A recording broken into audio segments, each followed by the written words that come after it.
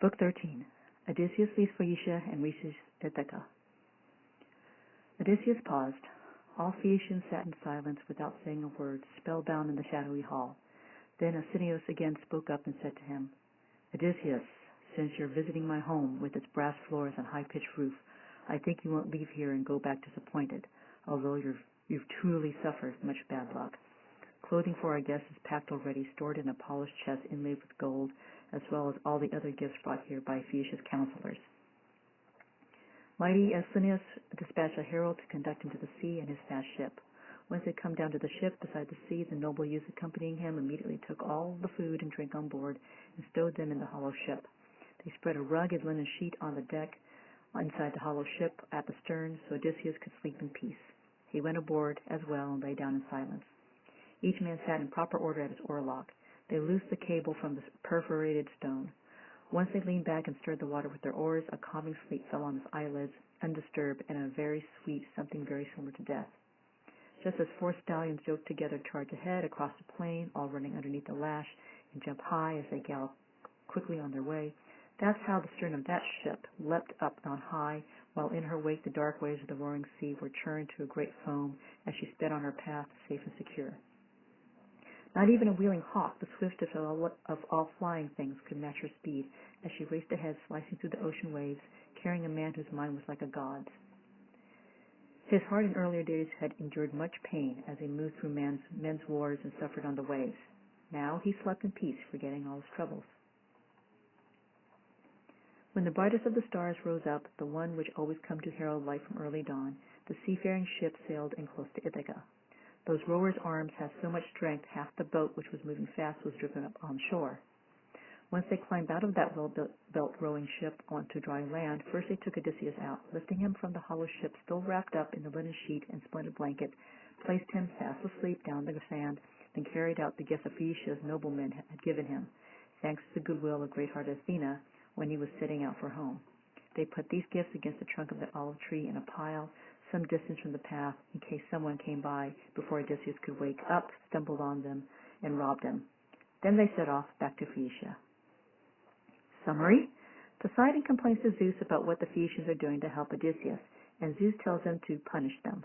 So Poseidon turns the Phaeacian ship and crew to stone, just as the ship is about to reach home.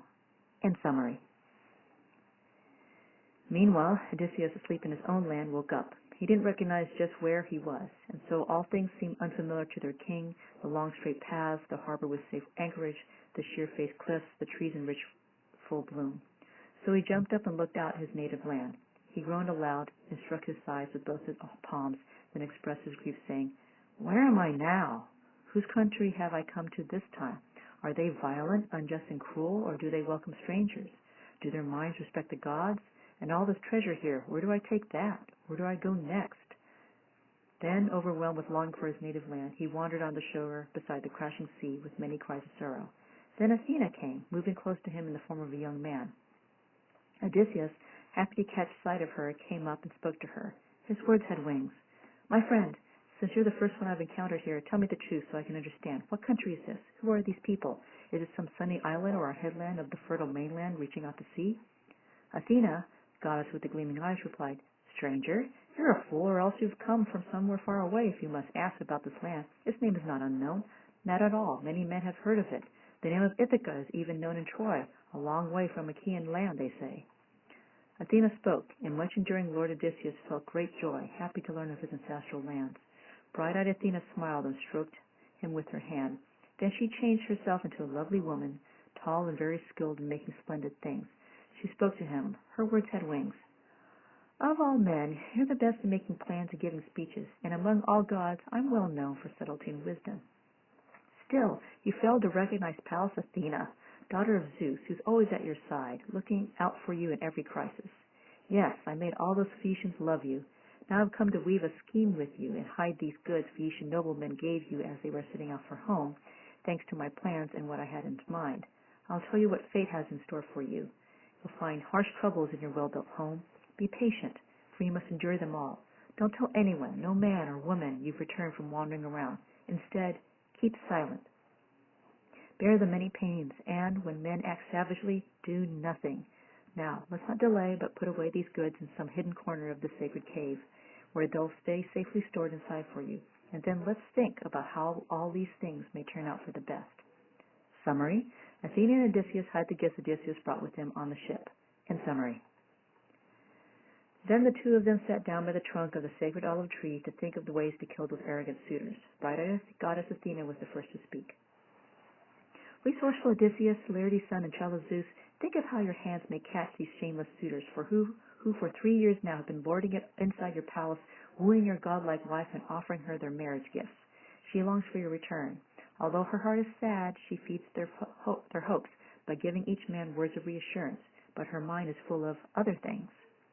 Resourceful Odysseus then answered her and said, Goddess, if you had not told me all this, I would have shared the fate of Agamemnon, son of Atreus, and died in my own home.